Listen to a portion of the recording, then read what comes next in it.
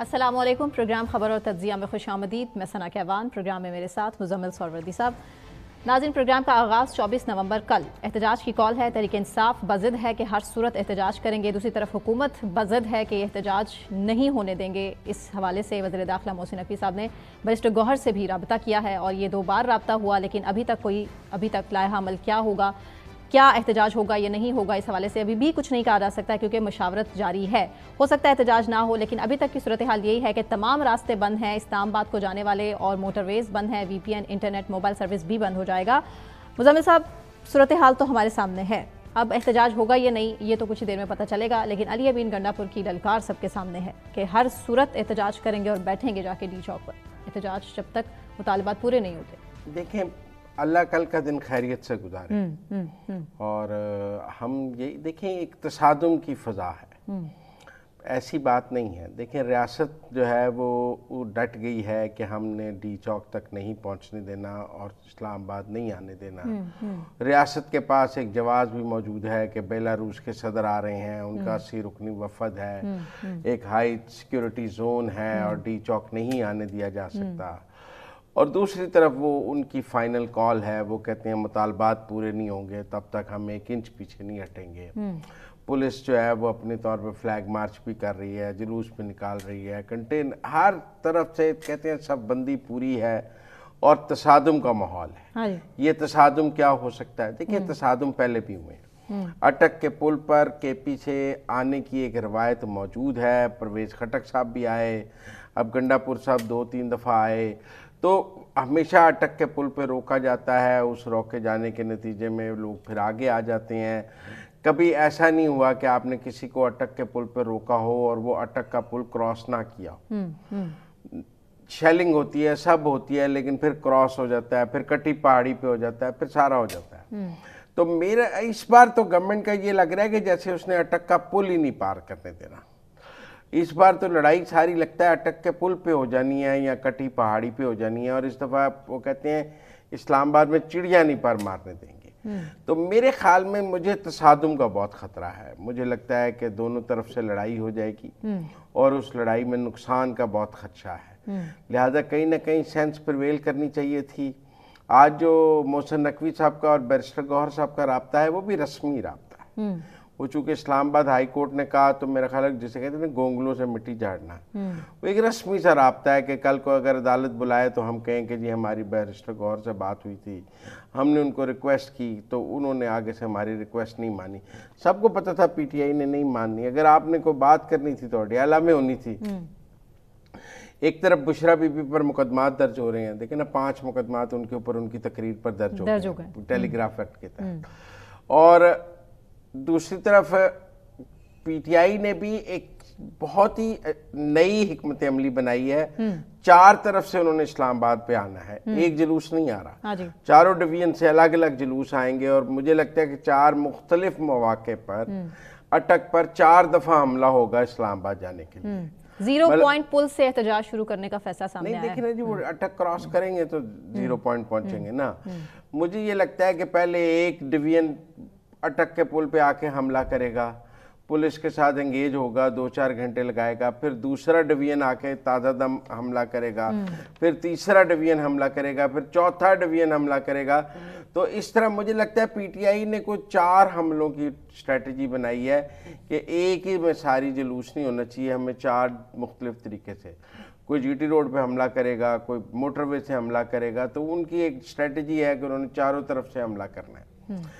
अब पंजाब से तो कोई नहीं जा रहा, ये बात ठीक है कि पंजाब कूल एंड काम है, पंजाब से कोई नहीं जा रहा। ये भी ठीक है कि इस्लामाबाद में आज बहुत सर्च ऑपरेशन हुआ है और 200-250 लोग जो PTI के कारकुनों को जिन पर शुबा था उन्हें भी गिरफ्तार कर लिया गया है, ताकि जो लोग इस्लामाबाद के अंदर से निकल कर डी चौक पहुंच जाते थे वो बिल्कुल ना हो सके। अब ये कल देखना पड़ेगा कि कल क्या यही 200-300 लोग थे जो पुलिस ने पकड़ लिए हैं یا اور لوگ بھی ہیں اسلام آباد میں جو کل نکل کے خواتین بھی ہیں جو کیونکہ ایک موقع پر پی ٹی آئی نے کہا تھا ہم نے 10,000 لوگ اسلام آباد پہنچا دیے. تو اب یہ کل پتہ لگے گا کہ انہوں نے 500 پہنچائے ہیں, 1,000 پہنچائے ہیں, 200 تو پولیس کہتی ہے پکڑی ہے.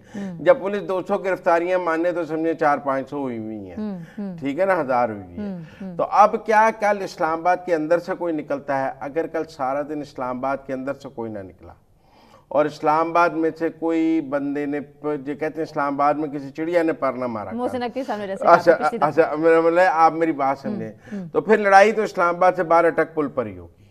اب مجھے یہ لگتا ہے کہ یہ شو ہو سکتا ہے 2-3 دن بھی جاری رہے. مطلب آپ 24 تاریخ کو وہ دوپہر کو کراس کرنا چاہیں اٹک اور لڑائی ہوتی رہے اور 24 کی رات ہو جائے. مختلف مقامات پر مختلف مقامات پر, مطلب جی ٹی روڈ پر 2 ہی مقام ہے نا جی. اس کے بعد ہو یہ کہ وہ کہیں اچھا جی ہم رات کو یہاں رکیں گے, کل صبح پھر اٹک سے حملہ کریں گے, بستر, کھانے پینے کا سامان, دیگر ضروری اشیاء بھی پہنچ چکی ہیں, اور پھر اٹک پر اگلے دن صبح حملہ کریں. تو یہ 2-3 دن بھی یہ سلسلہ جاری رہ سکتا ہے. اب یہ کوئی ضروری تو نہیں ہے کہ اگر ہم انہیں 24 کو اسلام آباد نہیں پہنچنے دیں گے تو وہ 25 کو نہیں آئیں گے, وہ 26 کو نہیں آئیں گے. وہ روز کوشش کر سکتے ہیں اسلام آباد آنے کی اور یہ کال مسلسل چل سکتی ہے. بہرحال ملک بند, اور کے پی والی سائٹ پر وہ کھانا بھی دے سکتے ہیں, لوگوں کو ٹھہرا بھی سکتے ہیں, کیمپ بھی لگا سکتے ہیں اور پھر صبح حملہ کرنے کی تیاری کر سکتے ہیں. تو یہ تو اب پی ٹی آئی کی اسٹریٹجی, چونکہ ابھی تک یہ مجھے لگتا ہے یہ 2-3 دن چلے گا. کیونکہ کراچی والوں نے بھی تو کفن پہن لی ہے, کفن پہن کر انہوں نے احتجاج کیا, وہیں سے پکڑے بھی گئے. وہ تو ڈرامے بازی ہے نا, وہ تو سوشل میڈیا کا فن ہے نا. تو پہنچنا تو نہیں ہے نا انہوں نے, پہنچنا جنہوں نے ہے وہ کے پی والوں نے ہے.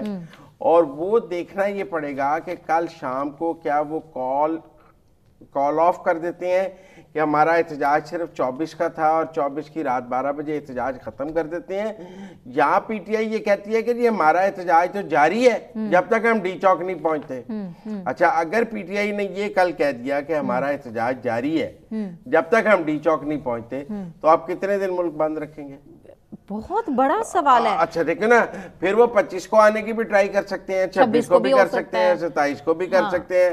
پھر تو میرا مطلب ہے آپ 10 دن تک وہ یہ لڑائی جاری رہ سکتی ہے. آپ 10 دن تک موٹر ویز بند رکھیں گے, کیا کریں گے, اور کیا ایک سیاسی جماعت پورے ملک کو یرغمال بنا لے گی؟ میں کوئی پی ٹی آئی کے حق میں نہیں ہوں, میں سمجھتا ہوں وہ غلط کر رہی ہے, لیکن اب آپ اس کے سینیریو کو دیکھیں نا کہ اگر یہ لڑائی کال صرف 24 تک کی ہے اور کل رات 12 بجے وہ اس کال کو ختم کر دیتے ہیں, پھر تو بہت اچھا ہے, یہ ایک دن کی لڑائی تھی, ختم ہو گئی, جیتا ہار کا فیصلہ ہو گیا.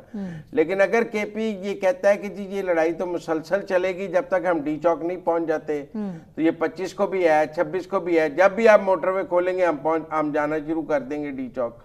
تو کب تک بند رکھا جا سکتا ہے اور کیا ہوگا؟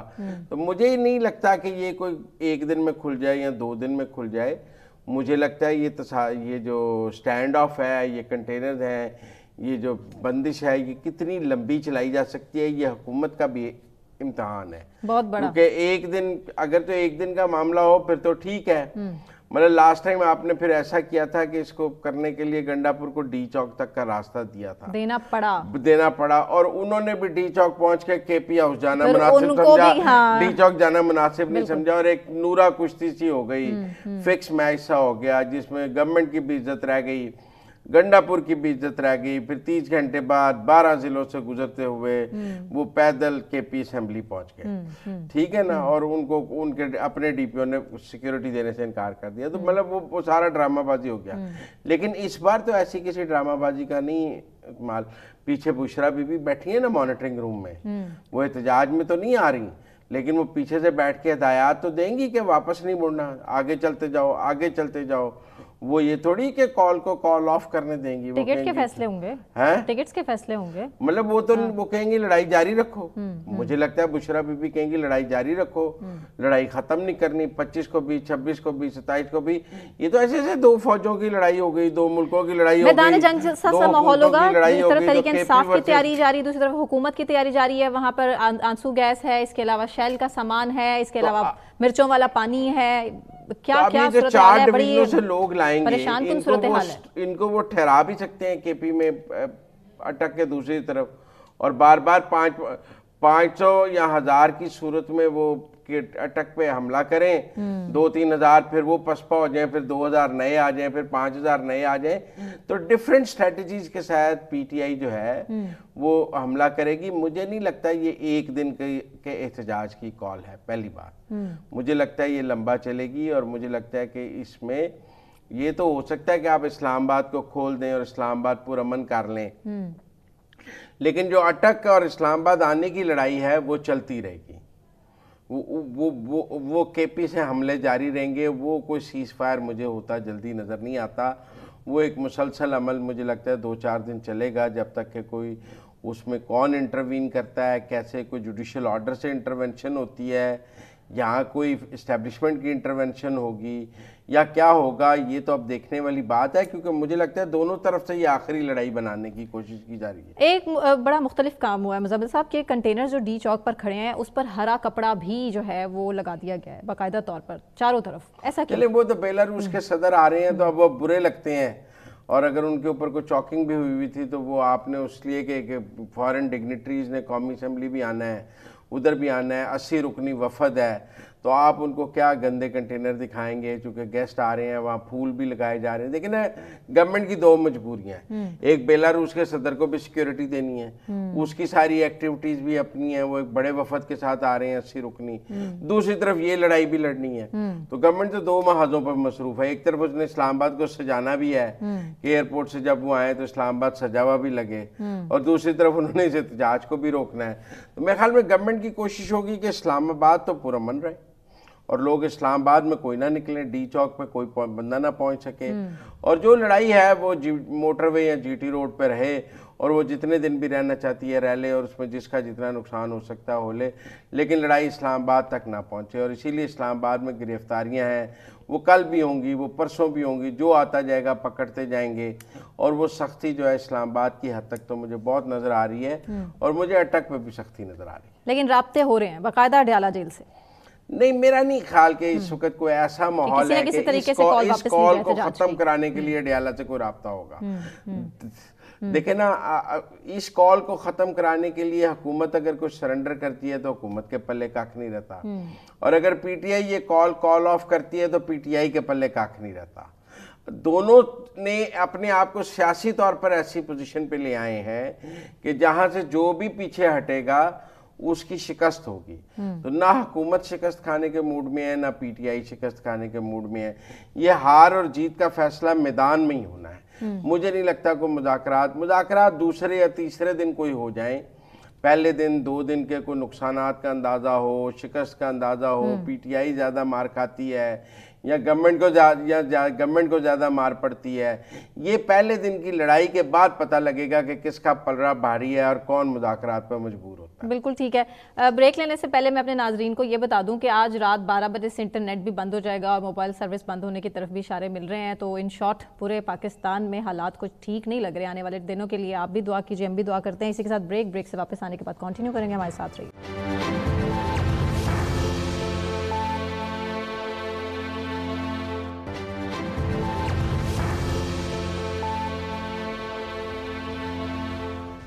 ویلکم بیک ناظرین. اور بات ضلع کرم کی پارا چنار میں جو کل ایک افسوسناک واقعہ ہوا, دل خراش واقعہ تھا, جس طرح مسافر بسوں کو دونوں طرف سے یرغمال کیا گیا, جس طرح سے نشانہ بنایا گیا. اور آج بھی جو حالات ہیں وہ مزید کشیدہ ہیں, اور آج 18 افراد کے جاں بحق ہونے کی ہمیں آج اطلاعات موصول ہو رہی ہیں. کل تک 43 اموات تھیں, آج مزید 18 ہیں. کرفیو نافذ ہے. صورتحال کیا ہے مزید بھی جان لیتے ہیں. سینئر جرنلسٹ عدنان حیدر ہمارے ساتھ ہیں. Adnan, thank you.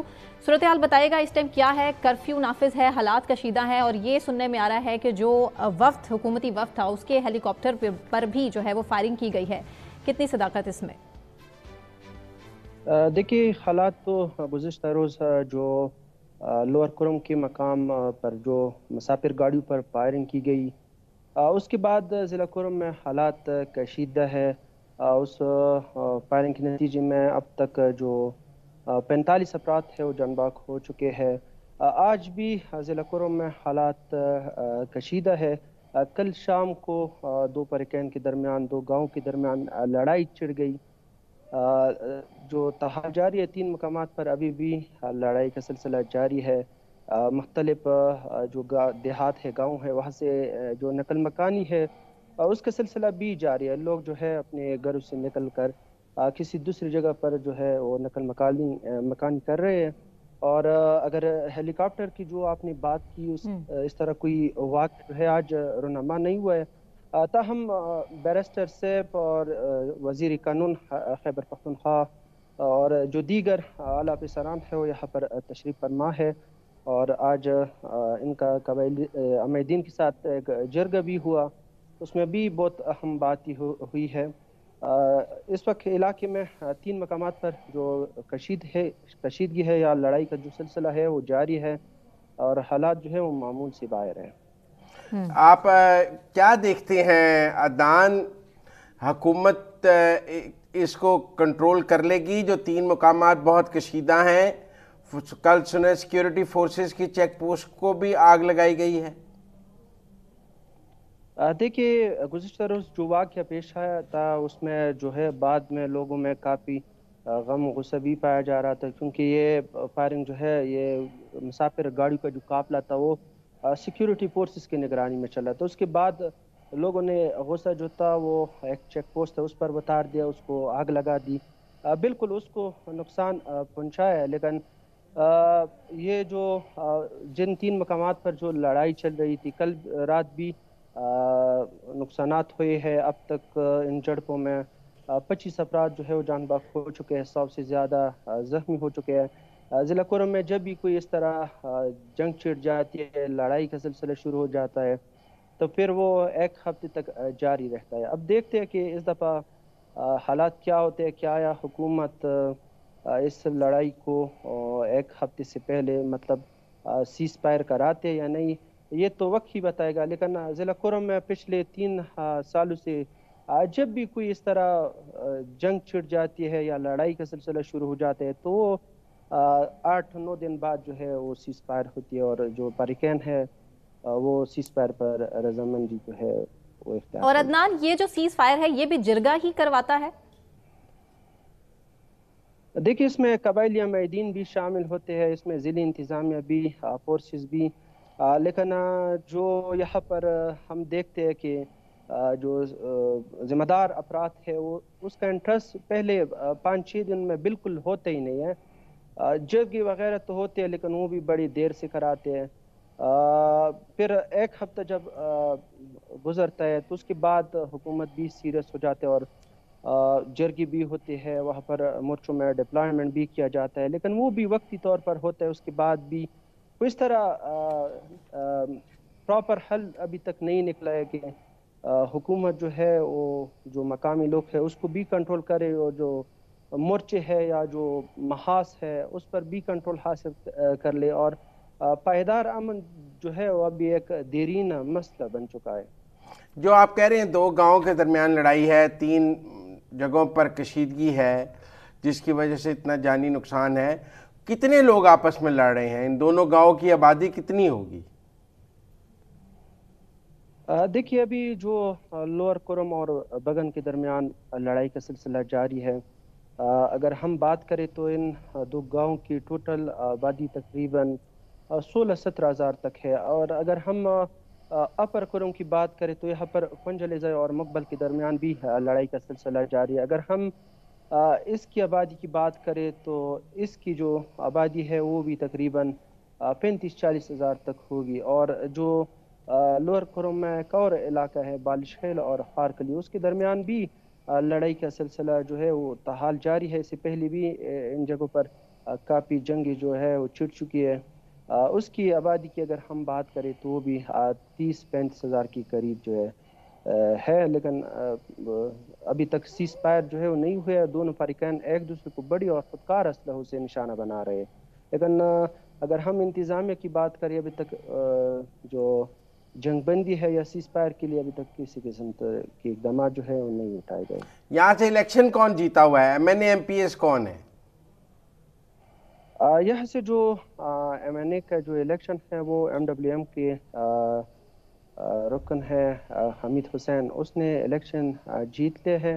وہ MWM پارٹی سے تعلق رکھتا ہے، اس کا PTI کے ساتھ بھی الحاق ہوا ہے. فی الحال جو ایم این اے ہے وہ انجینئر حمید حسین ہے، وہ بھی اپنی کوششوں میں جو ہے وہ مصروف عمل ہے اور اسمبلی فلور پر بھی آواز اٹھاتا ہے۔ لیکن یہ تواتر سے اس طرح کے مسائل آپ یہ کہہ رہے ہیں کہ اس طرح کے واقعات جو صوبائی ہوتے ہیں وزیر قانون آئے ہیں یہاں پہ آفتاب صاحب اور بیرسٹر سیف، یہ آ کر ان کی آج سارا دن کیا سرگرمیاں رہی ہیں آ کر؟ دیکھیے آج یہ سرکاری ہیلی کاپٹر میں آ چکے ہیں پراشنار، اور گورنر کاٹیج پراشنار میں آج جو اپر کرم کے عمائدین ہیں ان کے ساتھ ان کا ایک خاص جرگہ بھی منعقد ہوا۔ اس میں بھی کچھ خاص باتیں جو ہے وہ دیکھنے کو نہیں ملے، تاہم انہوں نے جو لوگ ہے جو جان باک ہو چکے ہیں اس کی پات خواہانی بھی کی اور قبائلی عمائدین کے ساتھ بات بھی کی، اور جو اصل مسئلہ ہے ان سے بھی خود کو آگاہ کر لیا۔ یہ اس کی پہلی کوشش ہے، اس سے پہلے کبھی بھی کوئی یہاں پر کسی اعلیٰ جو سیاستدان ہے یا جو صوبائی حکومت کے اہلکار ہے انہوں نے دورہ نہیں کیا تھا۔ جو یہاں کے عمائدین ہیں انہوں نے اپنا جو سارا مسئلہ ہے یا جو لینڈ ڈسپیوٹ ہے اس کے بارے میں اور علاقے میں اس وقت کیا ہو رہے ہے اس کے حوالے سے جو آج وفد آیا ہے اس کو آگاہ کر دیا۔ یہاں فوج بھی تعینات ہے اس علاقے میں یا فوج نہیں ہے؟ جی بالکل، فوج بھی تعینات ہے، یہاں پر کئی یونٹس ہے وہ یہاں پر فعال ہے۔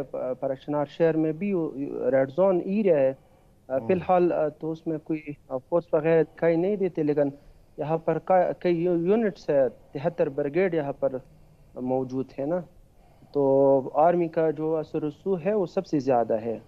ہر جگہ پر جو بارڈر ایریا ہے جو دیگر ایریا ہے وہاں پر جو آرمی کی لوگ ہے وہی موجود ہے، کرنل بریگیڈیئر یہاں پر پراپر بیٹھا ہے۔ اور یہاں سے بارڈر کتنی دور ہے؟ دیکھیے پراشنار شہر سے پاک افغان خرلاچی جو بارڈر ہے وہ تقریباً 16 کلومیٹر فاصلے پر ہے، اور اس بارڈر پہ بھی آج کل جو ہے وہ تجارت بالکل رک چکا ہے۔ روزانہ کی بنیاد پر اس بارڈر پہ بھی کروڑوں روپے کی تجارت ہوتی تھی، کاروبار جو ہے وہ بھی اب رک چکا ہے پاک افغان خرلاچی بارڈر پر۔ تو وہاں پر بھی جو ہے ایک پراپر خرلاچی پر ایک یونٹس وغیرہ فعال ہے، ایکٹیو ہے، NNC بھی وہاں پر، NNC پر بھی آرمی کی جو۔ عدنان، آپ کو کیا نظر آتا ہے کب تک امن ہو جائے گا؟ آپ سمجھتے ہیں ابھی 5-7 دن اور لڑائی چلے گی اور جانی نقصان ہوگا، یا آپ کے نزدیک کل امن ہو سکتا ہے؟ دیکھیے گزشتہ روز جو واقعہ پیش ہے اس میں کافی لوگوں کی جو ہے وہ ہلاکتی ہوئی ہے۔ کل جو جس طرح جنگ چھڑ گئی، لشکر کشی بھی ہوتی ہے ایک دوسرے پر، فریقین ایک دوسرے کو بھاری اسلحوں سے بھی ہٹ کرتے ہیں اور ایک دوسرے پر لشکر کشی بھی ہوتی ہے، تو کافی نقصان جو ہے اب تک ہو چکا ہے۔ اگر ہم بات کریں پچھلے 3 دنوں میں اب تک 60 سے زیادہ افراد جو ہے وہ جان باک ہو چکے ہیں۔ تو حکومت جو ہے اگر وہ پراپر ان کے لیے کوئی، اس سے پہلے بھی کمیٹی وغیرہ تشکیل ہوئی ہے، جرگے وغیرہ لائے گئے ہیں، لیکن پائیدار امن کے لیے کوئی اس طرح کا اقدام نہیں ہے۔ اگر آپ باقی پاکستان کو یہ سمجھا سکیں کہ یہ دونوں گاؤں آپس میں کس بات پر لڑ رہے ہیں، تنازع کیا ہے؟ کئی سال سے یہاں پر جو مین مسائل ہے وہ لینڈ ڈسپیوٹ ہے، یہاں پر جو زمینی تنازعات ہے وہ حل ہونے کا نام بھی نہیں لے رہا۔ تقریباً اب تک جتنی بھی جنگیں چھڑ چکی ہے یا جتنی بھی اموات ہوئی ہے اس میں زیادہ تر لوگ جو ہے یہی زمینی تنازعات پر مرے ہیں۔ تو زمینی تنازعات کے لیے لینڈ کمیشن بھی تشکیل دی گئی تھی اور جرگے بھی بلائے گئے۔ میرے خیال میں جب تک ضلع کورم میں لینڈ ڈسپیوٹ جو ہے زمینی تنازعات حل نہیں ہوتے تب تک دیر پا امن جو ہے اس کا قیام میرے خیال میں ممکن ہی نہیں ہے کہ یہاں پر جو ہے وہ امن قائم ہو جائے یا لوگ جو ہے وہ پرامن طریقے سے جی سکیں۔ لینڈ ڈسپیوٹ جو ہے یہ بہت بڑا مسئلہ ہے، حکومت کو سب سے پہلے اس پر نظر ثانی کرنی چاہیے۔ عوام بھی یہی کہتے ہیں کہ ہمارا کوئی اور مسئلہ نہیں ہے، ہمارے جو زمینی تنازعات ہے اس کو حل کرے۔ جب زمینی تنازعات حل ہو جائے تو ایسے جو باقی مسائل ہے اس کا بھی جو ہے وہ حل ان دونوں گاؤں کے درمیان بھی زمینی تنازع ہے؟ نہیں، ان دونوں گاؤں کے درمیان زمینی تنازع تو نہیں ہے اس دفعہ۔ یہ جو جنگ چڑ گئی ہے یا جو واقعات ہوئے ہیں یہ زمینی تنازعات سے ہٹ کر ہے، یہ سیکٹیرین کلیشز ہے، سیکٹیرین وائلنس ہے، جو مذہبی فسادات ہے وہی ہو رہے ہیں۔ اور اگر حکومت اس کی روک کے لیے اقدامات نہ اٹھائے جائے تو یہ بہت خطرناک ہے۔ ان سے جو ہے وہ مزید ہلاکت و کبھی خدشہ ہے۔ اس وقت بھی جو ہے وہ یہ لڑائی جو ہے یہ مطلب جو زمینی تنازعات ہے ان سے ہٹ کر ہے، اور یہ سنگین سیکٹیرین لڑائی پہلے بھی اس علاقے میں ہوئی ہے، پہلی دفعہ تو نہیں ہو رہی مذہبی فساد۔ نہیں، اس سے پہلے بھی 2007 سے لے کر 2013 تک یہ مذہبی فسادات ہوتے رہے، لیکن وہ بھی کسی وجہ سے تو چھڑ جاتی ہے نا۔ یہاں پر مسئلہ یہ ہے کہ اگر کوئی جنگ یا لڑائی زمین پر چھڑ جاتی ہے تو اس کو پھر سیکٹیرین جو مذہبی فسادات ہے اس کا رنگ بھی دیا جاتا ہے۔ پھر ایک فریق ایک کا ساتھ دیتا ہے، دوسرا فریق دوسرے کا ساتھ دیتا ہے، تو اس میں پھر فریقین جو ہے وہ کوشش کرتے ہیں کہ مخالف فریق جو ہے جتنا ہو سکے اس کو نقصان دے۔ تو مذہبی فسادات بھی ہے، زمینی تنازعات بھی ہے۔ میرے خیال میں اگر زمینی تنازعات کو حل کرے تو پھر یہ مذہبی فسادات ہے خود بہت جو ہے حل ہو جائیں گے، ختم ہو جائیں گے۔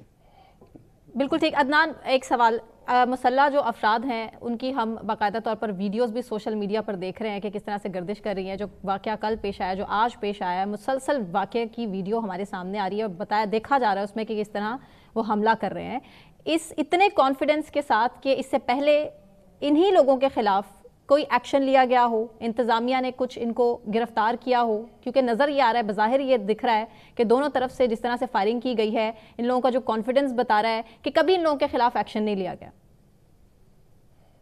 بالکل، یہاں پر حکومت جب تک ریڈ قائم نہ کرے، یہاں پر حکومت کا ریڈ جو ہے اس کا بالکل نام و نشان ہی نہیں ہے۔ حکومت نے اپنا ریڈ جو ہے وہ بالکل قائم ہی نہیں کیا ہے۔ اب دیکھیں پچھلے دن جو واقعہ پیش آیا اس میں بھی جو مسلح افراد ہے وہ دکھائی دے رہے اور فائرنگ بھی کر رہے ہیں کانفیڈنٹلی۔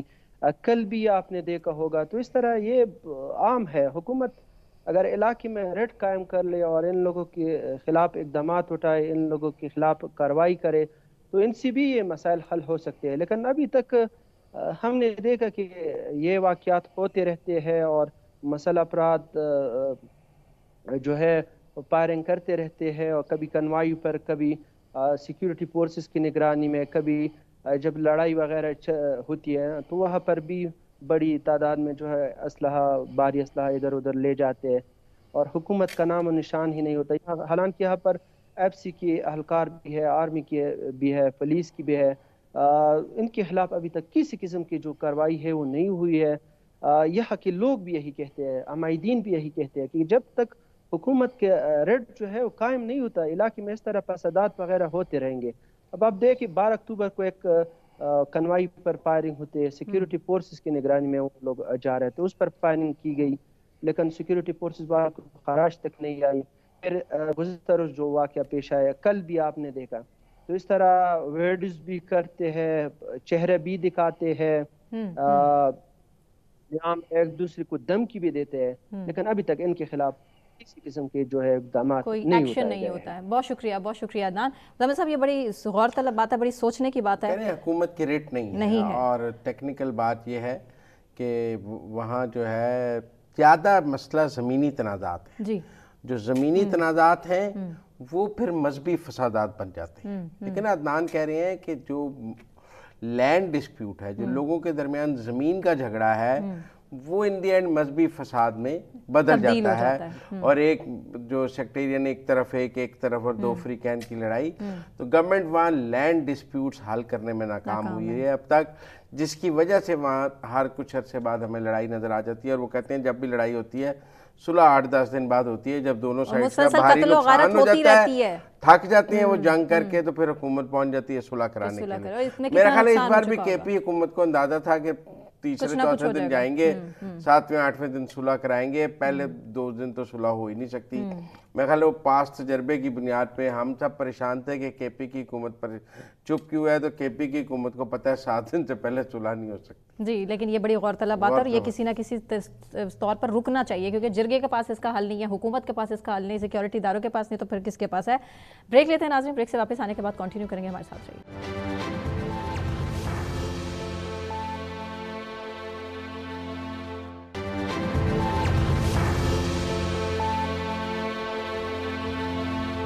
वेलकम बैक नाज़रीन। सूरत हाल ये है कि पंजाब से, इस्लामाबाद से ना सिर्फ छापे मारे जा रहे हैं, तहरीक इंसाफ के रहनुमाओं और कारकुनों के घरों से भी उठाया जा रहा है कि किसी सूरत इस एहतजाज को फ्लॉप किया जा सके, लेकिन बकौल अली अमीन गंडापुर इमरान खान की रिहाई तक इस्लामाबाद में ही रहेंगे और एहतजाज हर सूरत करेंगे। हमारे साथ इसी पर बात करने के लिए जमाते इस्लामी के नायब अमीर लियाकत बलोच साहब भी मौजूद हैं।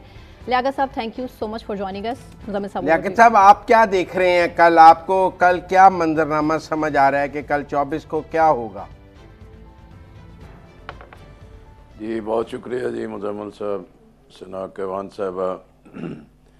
देखें, असूली तौर पर तो ये है कि भी किसी भी सियासी जमात को जलसे, एहतजाज, धरने या अपने नुक्ता नज़र के बयान का आइनी सियासी जमहूरी हक़ हासिल है। इसी तरह PTI को भी इस बात का हक़ हासिल रहना चाहिए कि वो एहतजाज करे, लेकिन एहतजाज जो है कि वो पुरअमन होना चाहिए और जमहूरी और सियासी अक़दार को पेश नज़र रखना चाहिए।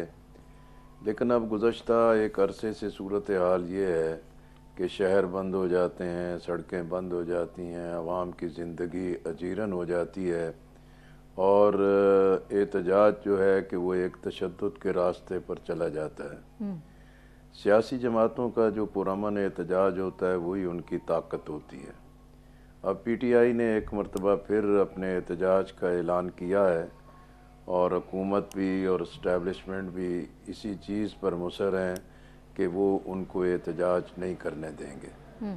और एहतजाज रोकने के बहुत सारे अवामिल PTI ख़ुद भी मुहैया कर देती है कि जब बहुत ही बुलंद बांग दावे कर दिए जाते हैं, ऐलानात कर दिए जाते हैं और अपनी मंजिल का पहले से ही एक ऐलान कर दिया जाता है, जिसकी वजह से हुकूमत के लिए, इंतज़ामिया के लिए, इस्टेब्लिशमेंट के लिए बहुत आसानी हो जाती है कि उन चीज़ों को किस तरीके से रोकना है।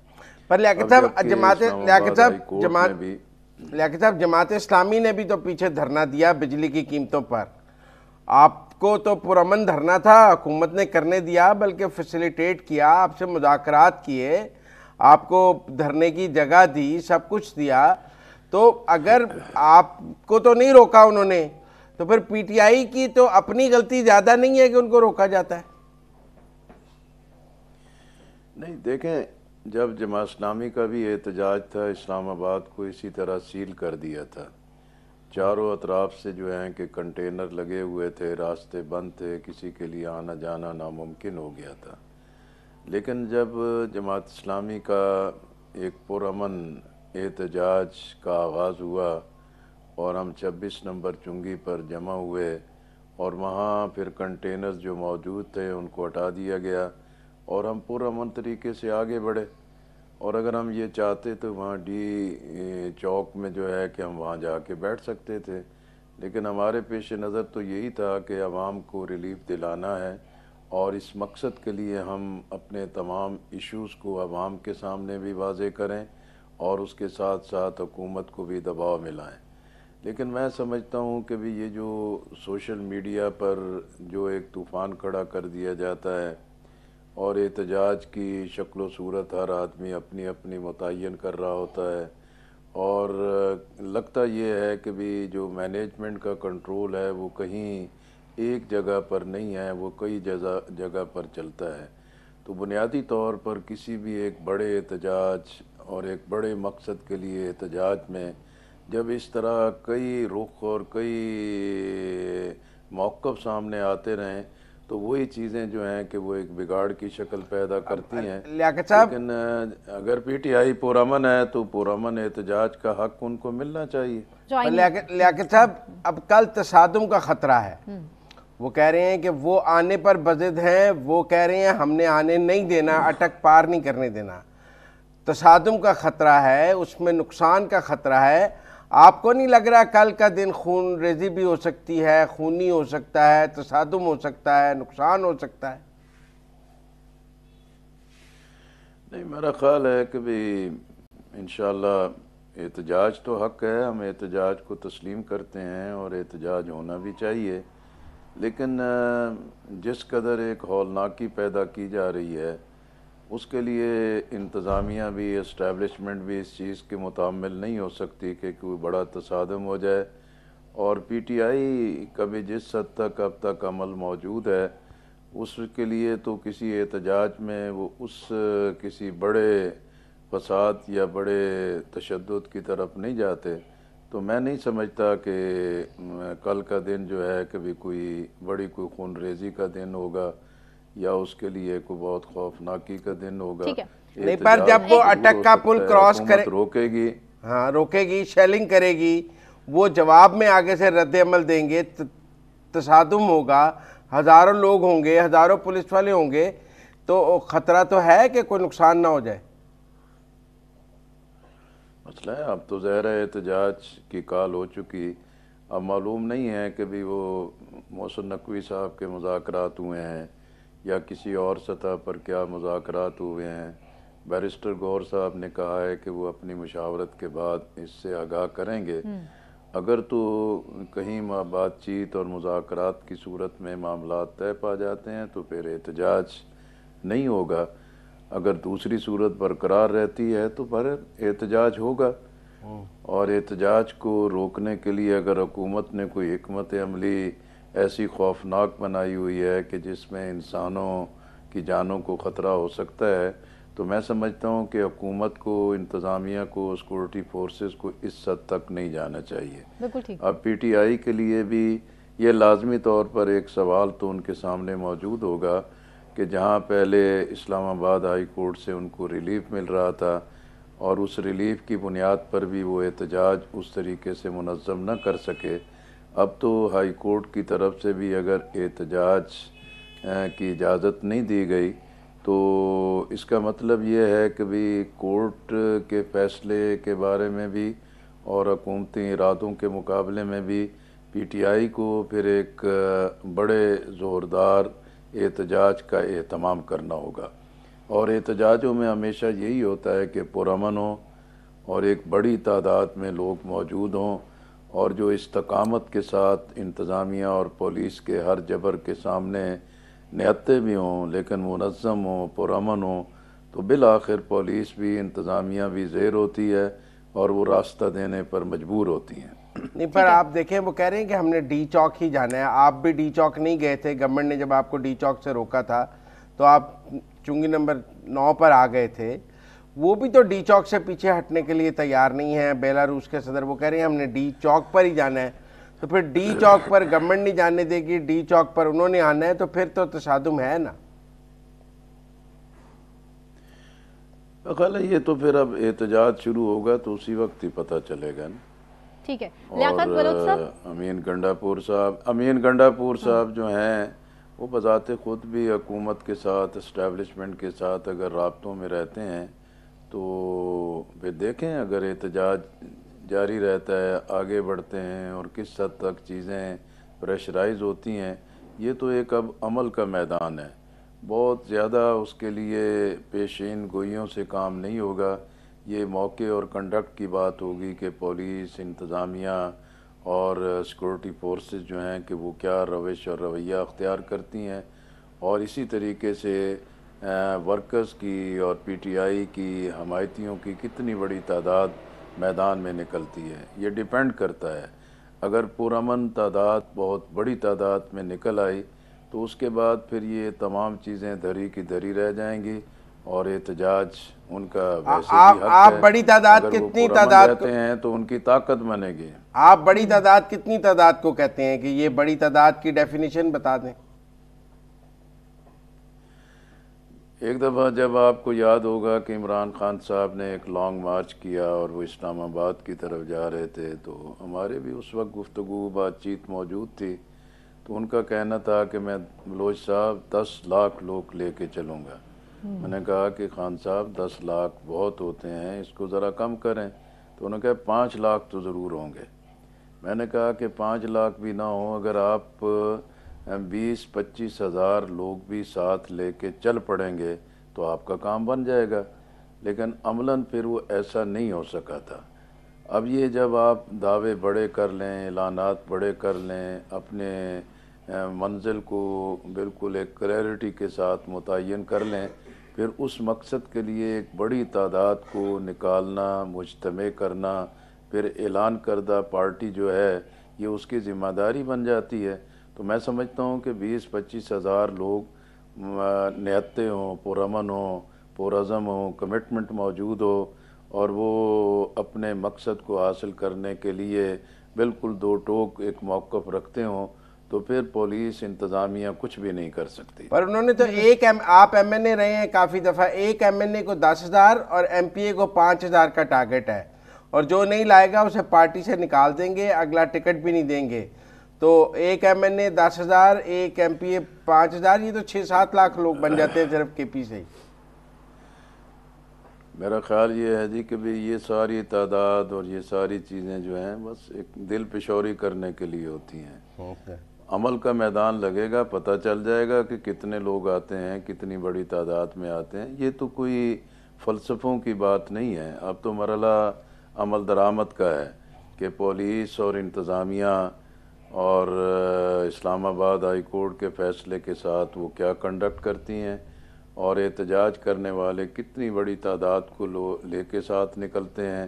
اگر وہ پرامن رہتے ہیں، وائلنس نہیں کرتے، تو مجھے یقین ہے کہ وہ پرامن طاقت جو ہے وہ اپنے مقاصد میں ضرور آگے بڑھے گی. یہ جماعت اسلامی کی تحریک انصاف سے دوریاں کیوں ہیں؟ آپ کسی احتجاج میں ان کے ساتھ شامل نہیں ہوتے، موقف آپ کا ایک ہی ہے، آپ بھی انتخابات میں دھاندلی مانتے ہیں، آپ بھی 26ویں آئینی ترمیم کے خلاف ہیں، آپ بھی اور سب کچھ کو غلط مانتے ہیں، تو آپ کو ساتھ شریک کیوں نہیں ہوتے؟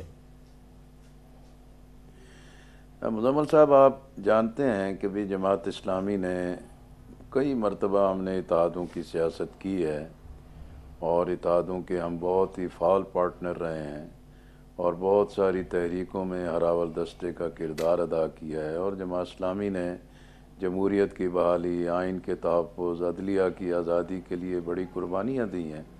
لیکن 2018 سے پہلے کے جتنے بھی عوامل رہے، لیکن 2018 کے انتخاب کے بعد ہم نے پورے وثوق کے ساتھ، گہرائی کے ساتھ تجزیہ کیا کہ اب ملک میں یہ اتحادی سیاست نہیں چل سکتی. اس لیے کہ اتحاد بنتے ہیں، پھر پارٹنر ایک دوسرے کو دھوکہ دیتے ہیں، ایک دوسرے کو بلیک میل کرتے ہیں، ایک دوسرے کو اوائڈ کرتے ہیں.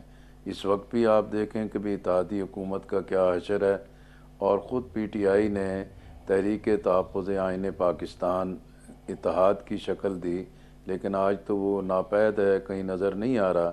میں 2-3 میٹنگز میں مسلسل شریک رہا تھا، وہاں بھی میرا موقف یہی تھا کہ جب کوئی اتحاد بنتا ہے، اس میں بازوں میں خود کوئی بڑی پارٹی ہوتی ہے، وہ پھر باقی پارٹنرز کو کوئی اہمیت نہیں دیتی. اس لیے ہمارا موقف یہ ہے کہ ملک کو بحرانوں سے نکالنے کے لیے موقف ایک ہو سکتا ہے. نیشنل پرائرٹیز پر ہم کم از کم ایجنڈے پر اکٹھے ہو سکتے ہیں، لیکن کوئی احتجاج کا مرحلہ ہو اور مشترکہ موقف پر کوئی چیز ہو، تو اس میں اپوزیشن جماعتیں اپنے اپنے پلیٹ فارم پر اس موقف کی تائید میں احتجاج کر سکتی ہیں. جماعت اسلامی اپنے اسی موقف پر قائم ہے، اور اسی حوالے سے جب کبھی بھی آئین کے معاملے میں، جمہوریت کے معاملے میں صاف، شفاف اور غیر جانبدار، آپ نے کافی لمبی تمہید باندھی. عوام کے معاشی ریلیف کے لیے آپ 24 تاریخ کو آپ بھی اسلام آباد مارچ کا اعلان کر دیتے، وہ اپنا مارچ کرتے، آپ اپنا مارچ کرتے، لیکن مشترکہ موقف تو تھا نا دھاندلی کے خلاف اور 26ویں آئینی. میرا ممکن ہے یہ ایسا ہو سکتا، لیکن اس حوالے سے پاکستان تحریک انصاف کی قیادت نے کوئی نہ ہمارے ساتھ رابطہ کیا، نہ ہمارے ساتھ کوئی بات چیت کی، اور نہ ہی انہوں نے اس چیز کی کوئی دعوت دی کہ جب موقف ایک ہے اپنے اپنے پلیٹ فارم ٹھیک، سے ٹھیک۔ احتجاج ہو سکتا ہے، تو اس مرحلے پر انہوں نے کوئی ہمارے ساتھ رابطہ نہیں کیا۔ ٹھیک ہے، لیاقت بلوچ صاحب آخری سوال آپ سے، بشرا بی بی کے بیان کے بعد جب حکومت کا بھی بڑا سخت رد عمل سامنے آ رہا ہے سعودی عرب سے جڑے بیان کو آپ کیسے دیکھتے ہیں؟ دیکھیں میں سمجھتا ہوں کہ بھی چین ہے، سعودی عرب ہے، ترکی ہے، ایران ہے، افغانستان ہے، یہ ہمارے بہت ہی ایک قریبی اسٹریٹجک دوست ممالک ہیں۔ اس حوالے سے ہمیں انٹرنل پالیٹکس سے بالاتر ہو کے جو ایک نیشنل پرائرٹی اور سفارتی سطح پر جو ہمارے تعلقات ہیں ان کو نقصان نہیں پہنچنا چاہیے۔ اور بدقسمتی ہے کہ بھی یہاں ہمارے ملک میں اگر ڈونلڈ ٹرمپ جیت جاتا ہے تو اس سے بڑی توقعات باندھ لی جاتی ہیں، بائیڈن جیت جائے تو اس سے بڑی توقعات باندھ لی جاتی ہیں، اور ہم صرف اپنی پارٹی پالیٹکس کی بنیاد پر انٹرنیشنل سیناریوں میں اس میں اپنی ضرورتیں اور اپنے فوائد کو تلاش کرتے ہیں۔ میں سمجھتا ہوں کہ یہ رویہ کسی پارٹی کا بھی نہیں ہونا چاہیے۔ اندرونی سیاست جو ہے وہ قصہ زمین برسر زمین کے مترادف، جہاں جو مسائل ہیں اس کے مطابق ہمیں اپنا اپنا حق تسلیم کرنا چاہیے، اپنا حق استعمال کرنا چاہیے، لیکن ممالک کے ساتھ جو ملک کے تعلقات ہوتے ہیں ان کو نقصان نہیں پہنچنا چاہیے۔ بہت شکریہ، بہت شکریہ بہت لیاقت شکریہ بلوچ لیاقت صاحب، بہت شکریہ، بہت شکریہ مزمل سہروردی صاحب آپ کا بھی۔ اسی کے ساتھ ناظرین مجھے ثنا کیوان کو اجازت دیجیے، اپنا خیال رکھیے، اللہ حافظ۔